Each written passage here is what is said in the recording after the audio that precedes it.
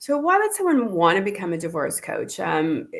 We hear the term, and certainly as a family lawyer, I work with you and some other divorce coaches. But if someone's out there and they don't really know even what a divorce coach is, why is that something somebody might want to do?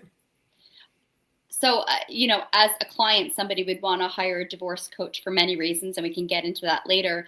But why somebody may want to become a divorce coach, there could be so many different reasons. I've recognized that many people have been through an experience themselves personally with a divorce or a relationship that ended that they'd like to help other people going through similar experiences. That's a commonality that I find quite regularly.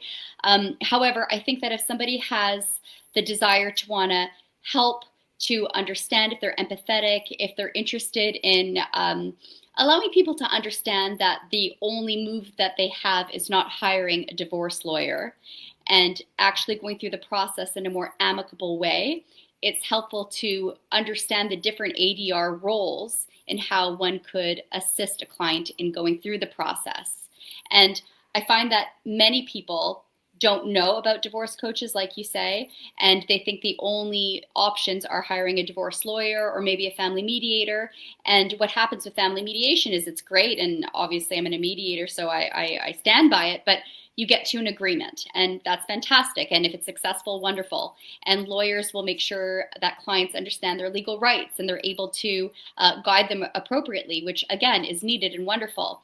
But there's this emotional aspect and the practicalities of day to day that many people don't understand that there is assistance with. And you can get that help when you shouldn't be running to your family lawyer for the emotional support, because sometimes they're not trained in that, and sometimes they are a very expensive therapist. Mm-hmm. It's very helpful to have a divorce coach who's going to help with the day-to-days. And I think, to just circle back to your question of why someone would want to be a divorce coach, it's to help people that are going through this very difficult process and really want to make a difference in their lives during and after the separation.